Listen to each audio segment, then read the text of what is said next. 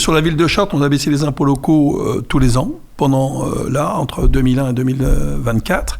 Bon, bien sûr, la taxe d'habitation a disparu, donc on ne peut plus y toucher, mais c'est quand même un petit exploit de faire tout ça, investir beaucoup, tout en baissant la fiscalité.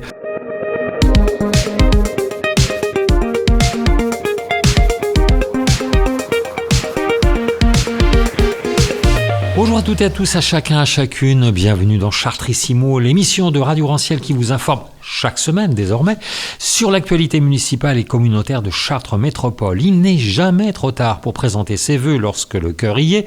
Alors au nom de toute l'équipe de Chartrissimo, une bonne année, une bonne santé, de la joie, de la bonne humeur et puis surtout merci de votre fidélité. Jean-Pierre Gorge, à vous aussi nos meilleurs vœux pour cette année 2025 qui n'a pas débuté sous les meilleurs auspices. La France est dans un sale état. Pour la remettre debout, il va falloir que la classe politique arrête un peu de se chamailler, remonte ses manches. Quant à vous, monsieur le maire et président de Chartres Métropole, vos manches sont relevées depuis 2001 et elles le resteront en 2025 car de nombreux projets sont en route quand d'autres attendent de sortir de terre. On va parler un peu de tout ça aujourd'hui, mais d'abord vos vœux peut-être. Bonne année à vous et puis à tous ceux qui vous écoutent et puis à tous les Chartrains et au sens large parce que bon, pour moi Chartres c'est aussi ce bassin de vie, donc pas 150, 200 000 habitants. Les gens vivent avec Chartres, donc bonne année et bonne santé à tous. Alors de nombreux projets évidemment sont en train de sortir de terre, d'autres vont le faire. Avant de parler de ce qui nous attend tous, la ville et l'agglo auront-elles les moyens financiers de leurs ambitions compte tenu du désengagement de l'État ? Ça dépend jusqu'où va le désengagement de l'État, mais je peux vous dire que, vous savez, moi j'ai eu la chance d'être en 2002 à la Commission des Finances à l'Assemblée nationale. Et j'ai vu les choses de près, j'ai vu les choses arriver bien avant avec quelques collègues députés. On a bien senti les choses, on les voyait, on a essayé de redresser, mais un pays qui part à la dérive, vous voyez de loin, c'est ce qui se passe là. Bon, on met ça sur la tête du président de la République actuel. Je pense qu'avec son ministre de l'économie et des finances, le fameux monsieur le maire, je pense que monsieur le maire a été un accélérateur, mais les choses sont nées avant. C'est un mal structurel. Si vous regardez bien, moi je sais ça parce que j'ai été amené à faire une mission d'évaluation de contrôle sur la dette de la France avec deux députés, un socialiste, un communiste. Je ne me rappelle plus le nom du socialiste, mais le nom du communiste, oui, il s'appelle Sansus, le maire de Vierzon. Et en fait, la question posée, c'était la dette, comment elle s'est constituée, comment elle est gérée et les risques. Alors vous pensez bien comment elle s'est constituée. Et j'ai fait ça, vous savez, je suis sorti en 2017, j'ai fait ça avant. Donc, les choses ne sont pas d'aujourd'hui. Mais maintenant, ça prend une tangente exponentielle. Donc ça, c'est affolant. Finalement, c'est que de gouvernement en gouvernement, on a laissé courir, quoi, c'est ça? Personne n'a voulu dire stop. Non, on n'a pas laissé courir, on a accéléré. Chacun a accéléré à sa manière, parce qu'il n'y en a pas un qui est capable de générer de la diminution de la dépense. Tout le monde pense que faire de la politique, c'est dépenser de l'argent pour satisfaire un peu tout le monde. C'est-à-dire que les gens sont élus avec un certain électorat, et pour faire plaisir à ceux qui ne sont pas avec eux immédiatement, eh bien, ils dépensent, et c'est ouvert à tout. Et je l'ai vu avec tout le monde. Je l'ai vu avec Chirac, bien sûr. Chirac, bon, moi, je suis arrivé dans son deuxième mandat, je voyais bien que déjà, ça allait pas bien. Et puis alors Sarkozy voulait tout casser, vous pensez bien. Il n'a rien cassé du tout, pire que ça. Et donc, Hollande, lui, tranquille, il a surfé là-dessus, tranquille, parce que en touchant à rien, ça lui permettait de rester. Et tout ça, ça s'est aggravé à chaque fois. Et Macron, je pense que peut-être la jeunesse, tout ça, il y a des choses qu'il n'avait pas comprises. Donc, déjà sur le nucléaire, vous imaginez qu'on est passé d'un pays qui était devenu importateur à un pays exportateur. Là, on vient maintenant, ça y est, on exporte. Merci Madame Borne, elle était lucide. Comme elle était lucide, ils l'ont enlevée.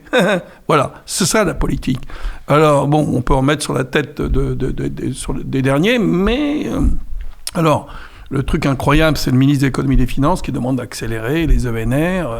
Les ENR, tout ce qui est produit par les ENR, c'est pas utilisé. Les ENR, rappelez-nous ce que c'est. Les énergies renouvelables. Vous savez, tout ce qui est le photovoltaïque, l'éolien. Alors voilà, on subventionne tout ça, ça produit des électrons. Mais à partir du moment que vous êtes dans un contexte où vous consommez moins que vous produisez par le nucléaire, on exporte l'électricité du nucléaire. Alors tout ce que vous produisez à côté, ça sert à rien.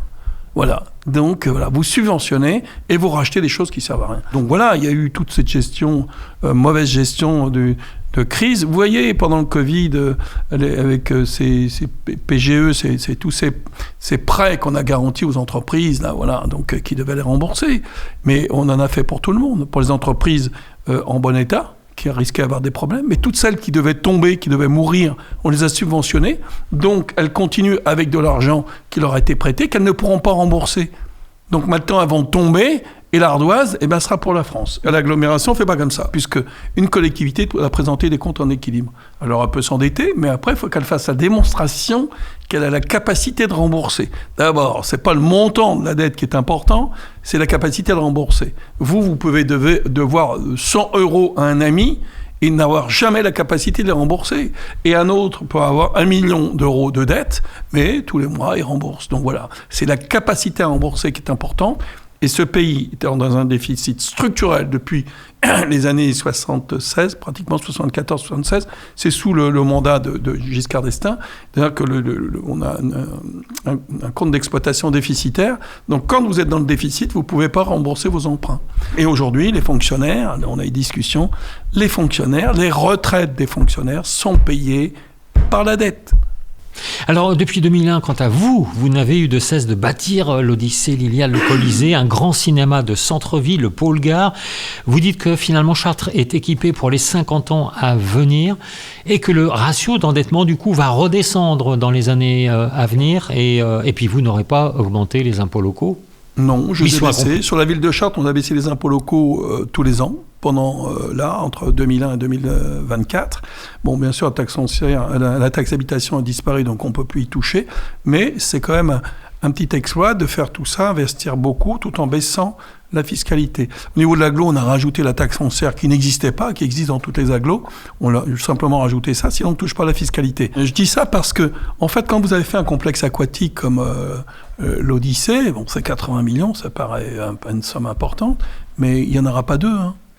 Le Colisée, 55 millions, il n'y en aura pas deux. Parc d'Expo, il n'y en aura pas deux.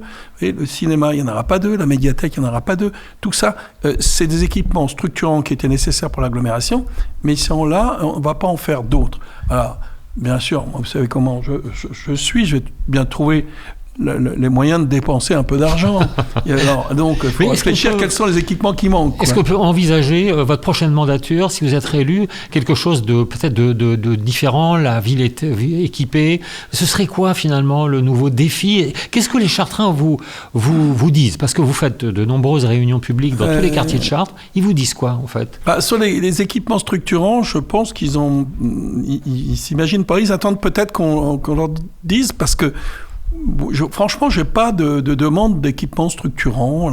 Il y avait les demandes avant sur la piscine, le cinéma, je voyais bien que ça manquait, la médiathèque, tout ça. Le Colisée, tout le monde l'attendait, et bien sûr, j'en ai parlé très tôt, donc les gens l'attendaient. Le nouveau parc d'Expo, c'est surtout pour raménager cette partie du territoire. On aurait pu rester encore quelques années avec celui-ci. Il n'est pas si vieux que ça, celui-ci. D'ailleurs, qui est utilisé aujourd'hui. Il y a Novo Nordisk qui est en train de travailler dedans. Et donc, voilà, il sert à quelque chose. Donc, voilà. Mais moi, j'ai des idées d'équipements structurants. Mais il y a aussi des choses à financer, vous savez. D'ailleurs, moi, je suis inquiet, c'est les jardins de l'évêché. Nouvel éboulement au jardin de l'évêché. Oui, là, on voit bien que tout ça, c'est glissant. Ça risque de tomber. Donc, les gens qui m'ont fait le procès de fermer tout ça, qui s'aillent s'y balader. Vous voyez bien qu'il y a tout un tas de choses à refaire là. Donc ça, des choses importantes qui vont coûter cher. Il y a des besoins de stationnement dans l'hypercentre. Dans l'hypercentre, regardez, il y a des voitures partout. Les gens ont envie d'habiter dans l'hypercentre. Nous, on veut refaire les logements, mais vous voyez bien, tant qu'il n'y a pas du stationnement de proximité privé, pas public, privé, pour les habitants, on ne peut pas les mettre au pied des immeubles, donc il faut inventer des nouveaux stationnements. Bon, c'est déjà dessiné, tout ça, ces projets-là, les gens le savent, c'est déjà un peu connu. Donc là, maintenant, on va lancer les projets. Donc il y a besoin de ce genre de choses. Il y a des choses à terminer. Le ON qui est lancé depuis assez longtemps, mais je veux rassembler le bâtiment parce qu'en fait, on faisait que sur les 2/3 du vrai bâtiment, donc je veux aller un petit peu plus loin. Et puis il y aura le RIJA Rijard, dont on a parlé dernièrement. Alors, le Rijard, là, c'est un projet au long cours. Ouais. C'est comme le plan vert. Là, on a élargi, on passe à 8 hectares. Alors, il y a des questions qui se posent sur le bâtiment. Qu'est-ce qu'on fait? Alors, une situation un peu particulière parce que l'origine de ce bâtiment qui se détériore, en fait, c'est que c'est construit un peu sur de l'eau et surtout qu'il y a des arbres à côté des grands arbres. Vous voyez, il y a un grand cèdre, il est merveilleux. Alors, on a déjà coupé quelques branches, mais a priori, les racines de l'arbre passent sous le bâtiment. Et les gens sont en train de vérifier, mais a priori, c'est peut-être le cèdre qui casse le bâtiment. Alors, il faut casser quoi, le bâtiment ou le cèdre? Je vais poser la question à ces gens qui me font la remarque sur le bâtiment, mais qui défendent le cèdre. Comment on fait? C'est exclusif. Il ne peut pas y avoir les deux au même endroit. C'est compliqué. Donc voilà. Donc ça, c'est l'histoire. Le cèdre était avant le bâtiment. Hein, donc voilà. C'est le quoi? Qui doit avoir le droit de ce sol-là, j'en sais rien. En fait, c'est compliqué. Mais des projets, il y en a partout. Le quartier cathédrale, par exemple, il nous reste 2 petites minutes. Je voudrais qu'on parle. Parce qu'il y a un toilettage, là, aujourd'hui. Enfin, c'est même plus qu'un toilettage. Les abords ont été. Ah oui, ça avance bien. Là. Ça avancera très bien. Mais vous avez d'autres projets, notamment pour une maison internationale de la cosmétique. Oui, alors l'AMIC, ça y est, le projet, on va le choisir là, dans les 2 mois. Là, donc, il y a eu un problème. Il y avait un projet qui avait été imaginé, un beau projet, mais l'architecte n'était pas capable de le construire dans l'enveloppe qui était affectée. Donc là, ça a pris des tournures. On a eu le même phénomène que Zahadid, vous savez, les trucs très très beaux, mais qu'on ne peut pas payer, quoi, parce que c'est pas possible. Le prix dérape, et ils pensent qu'une fois qu'ils ont dessiné... non, c'est pas tout à fait ça. Comme justement, quand il y a quand même il y a un marché, et on a lancé un marché public, donc à partir du moment qu'on dit des prix, il faut rester dedans. Il peut y avoir quelques écarts, mais il faut les justifier. Donc là, on a abandonné, on l'a relancé, et donc bientôt vous aurez cette épure. Et puis, il y a tout Gérard Philippe, on va y mettre dedans l'Office du tourisme. Alors, on fait le point sur les bâtiments, parce que c'est pas forcément des bâtiments réutilisables comme ça. Donc, le dessin qu'on s'était imaginé, on va peut-être un peu l'adapter, mais tout ça, c'est à l'intérieur, donc c'est pas gênant.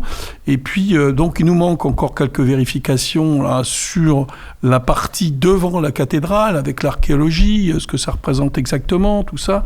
Bon, voilà, tout ça, c'est... Et après, là, bien sûr, dans tout ça, il va falloir donner des priorités, parce que le Jardin d'Évêché, il devient une vraie priorité. Donc, c'est beaucoup de choses en même temps, quand même. Hein, ça fait beaucoup d'argent. Affaires à suivre. Merci beaucoup, Jean-Pierre Gorge. Merci, chers auditeurs et auditrices de Radio Rancière. Vous retrouverez Chartissimo la semaine prochaine. D'ici là, portez-vous bien.